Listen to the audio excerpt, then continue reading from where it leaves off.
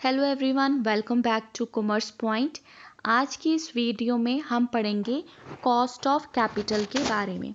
आपको बहुत ही आसान तरीके से बताऊंगी कि किस तरह से हम डिफरेंट सोर्सेज ऑफ फाइनेंस की कॉस्ट कैलकुलेट कर सकते हैं। ठीक है, सबसे पहले तो हमें ये पता होना चाहिए कॉस्ट ऑफ कैपिटल का मतलब क्या है। So it is minimum rate of return expected by the investor. तो मेरा इन्वेस्टर वो पर्सन जो कि मुझे क्या दे रहा है, मनी दे रहा है, मुझे पैसे दे रहा है, वो क्या एक्सपेक्ट करता है। एक्सपेक्ट करने का मतलब है वो क्या रिटर्न चाहता है। तो जो वो रिटर्न चाहेगा वो कंपनी के लिए क्या हो जाएगी, कॉस्ट ऑफ कैपिटल हो जाएगी। एग्जाम्पल के लिए मान लीजिए ये एक कंपनी है और ये कंपनी का इन्वेस्टर है। कंपनी को लेते हैं कि उसको 1 लाख रुपए की ज़रूरत है और ये पर्सन कह रहा है कि ठीक है, मैं आपको 1 लाख रुपया तो दे दूंगा, बट उसके बदले में मुझे रिटर्न चाहिए 10%। अब ये जो 10% है ये इस पर्सन के लिए तो इनकम हो जाएगी। ठीक है, इस पर्सन के लिए क्या है, इनकम है। लेकिन कंपनी की बात करें तो कंपनी के लिए वो क्या हो जाएगी, कॉस्ट हो जाएगी। ठीक है, अब कंपनी के लिए डिफरेंट सोर्सेज ऑफ फाइनेंस होते हैं। कंपनी जो है वो डेट के थ्रू भी फंड रेज कर सकती है। कंपनी जो है फंड रेज कर सकती है इक्विटी शेयर के थ्रू, प्रेफरेंस शेयर के थ्रू। लेकिन सोर्स वो कंपनी वही वाला सिलेक्ट करेगी जहाँ पर सबसे कम कंपनी को क्या आएगी, कॉस्ट आएगी। तो इसके लिए ज़रूरी है company different sources of finance को क्या करे, इवैल्यूएट करे। और इस इवैल्यूएशन के बेसिस पर कंपनी एक ऐसा कॉम्बिनेशन सिलेक्ट कर लेगी, ऐसे सोर्सेज सिलेक्ट कर लेगी जहाँ पर उसको क्या आएगी, मिनिमम कॉस्ट आएगी। अब हमारे पास मेन सोर्सेज होते हैं फाइनेंस के, डेट, इक्विटी, प्रेफरेंस शेयर, या फिर हो सकता है रिटेन अर्निंग। ठीक है, so different sources of finance है और आज की इस वीडियो में मेरा फोकस रहेगा calculation of cost in case of the debt. Debt क्या है, कंपनी के लिए एक लाइबिलिटी है। डेट है हमारे ऐसे लोग जिनको हमने पैसे देने हैं।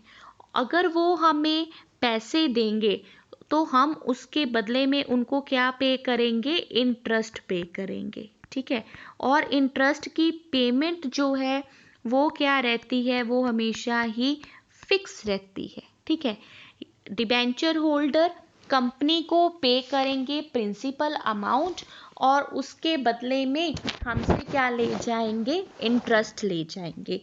अब मैं जो ये सारे पॉइंट्स बता रही हूँ ना, ये आपको कैलकुलेशन करने में हेल्प करेगा। ठीक है, तो डेट के केस में दो अमाउंट जो है इम्पॉर्टेंट है। एक है प्रिंसिपल अमाउंट, दूसरा हो गया हमारा इंटरेस्ट। अब अगर हमने निकालनी है कॉस्ट ऑफ डेट तो वो कैसे निकालेंगे, उसके लिए एक बहुत ही सिंपल फॉर्मूला है। के डी लिख लेते हैं, this is K will denote cost and D will denote the debt. So cost of debt जो है वो हमारा इक्वल होगा, क्या पेमेंट करनी है हमने डेट होल्डर्स को, हमने पे करना है इंटरेस्ट। तो इंटरेस्ट को ऊपर ले लीजिए और हमें उन्होंने क्या दिया है, उन्होंने हमें प्रिंसिपल अमाउंट दी है। तो प्रिंसिपल अमाउंट को हमने क्या रख लेना है, नीचे रख लेना है। ठीक है, दोबारा से रिपीट कर देती हूँ, जो कंपनी पे करेगी डिबेंचर होल्डर्स को वो आपने डिनोमिनेटर में ले लेना है और डिनोमिनेटर में वो वाली बैलेंस ले लेनी है, वो वाली अमाउंट ले लेनी है जो कि हमने इनिशियली रिसीव की थी अपने डिबेंचर होल्डर से। ठीक है, सो यहाँ पर हमारा हो गया interest divided by principal amount. अब यहाँ पर एक पॉइंट मैं आपको और क्लियर कर देना चाहती हूँ, जो हमारे पेमेंट होती है इंटरेस्ट की फॉर्म में, कंपनी जितने भी पैसे इंटरेस्ट की फॉर्म में देती है उसमें कंपनी को टैक्स का बेनिफिट मिल जाता है। ये जो इंटरेस्ट है ना, ये हमारा क्या होता है, टैक्स डिडक्टेबल होता है। तो एक हमारे पास फिगर आ जाएगी इंटरेस्ट की, क्योंकि इंटरेस्ट का बेनिफिट हमें मिलता है। इस वजह से जब कॉस्ट ऑफ डेट कैलकुलेट करनी है तो हमने इंटरेस्ट को भी कंसीडर कर लेना है। तो ये फॉर्मूला बन जाएगा 1 माइनस टैक्स। जितनी भी टैक्स परसेंटेज लगेगी, जिस भी टैक्स स्लैब में कंपनी आएगी, वो हमने यहाँ से क्या कर देना है, माइनस कर देना है। ठीक है। अब मेरे पास जो क्वेश्चन है उसमें लिखा गया है कि कंपनी जो है उसने 50,000 रुपीज़ जो हैं वो रेज़ किए। ठीक है। तो 50,000 की अमाउंट आपका क्या हो जाएगा, प्रिंसिपल अमाउंट हो जाएगी 50,000। कंपनी ने 8% डिबेंचर्स जो हैं वो इशू किए थे। 8% डिबेंचर्स का मतलब ये है कि कंपनी को जो इंटरेस्ट पे करना है वो फेस वैल्यू पर पे करना है। तो 50,000 का हमने कैलकुलेट कर लेना है 8% कितना बनता है। तो 50% हटा, यहाँ आ गया 100। 8 इंटू 5 हो जाएगा 40।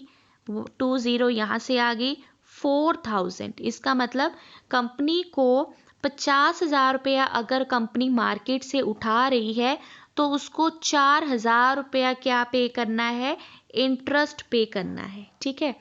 और साथ ही साथ हमें और इन्फॉर्मेशन एक है कि कंपनी के ऊपर जो टैक्स रेट लगेगा, टैक्स स्लैब जो है दैट इज़ द 50%।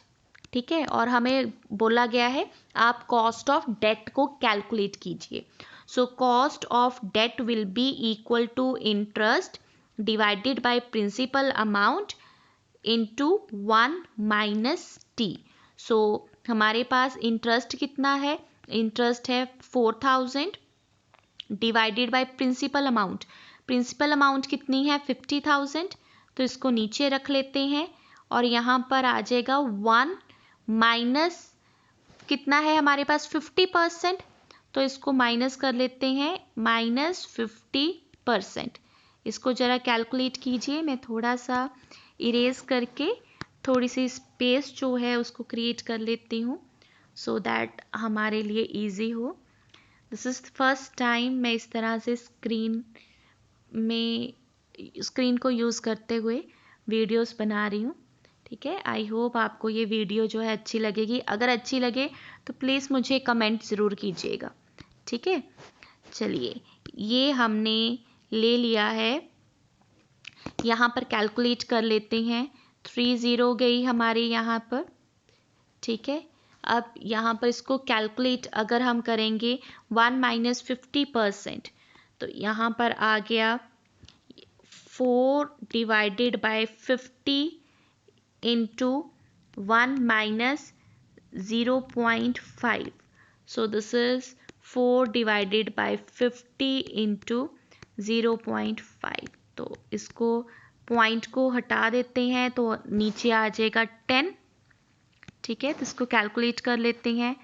इस तरह से कट गया, नीचे आ गई है 2 zeros, ऊपर है 4। So it will be 4%। इसका मतलब कि अगर कंपनी 50,000 रुपीज़ उठाती है मार्केट से और 8% डेट जो है उसे इशू करती है, इसका मतलब 8% कंपनी ने इंटरेस्ट देना है और 50% टैक्स है, तो टैक्स का बेनिफिट मिल जाएगा और जो टोटल कॉस्ट है वो 8% से रिड्यूस होकर कितनी हो जाएगी, 4%। आई होप आपको ये एक छोटी सी वीडियो मेरी अच्छी लगेगी। अगर अच्छी लगे तो प्लीज़ कमेंट कीजिएगा और मैं बहुत ही जल्दी आपके लिए कैलकुलेशन से रिलेटेड वीडियोस जो हैं लेकर आऊँगी। Thank you everyone.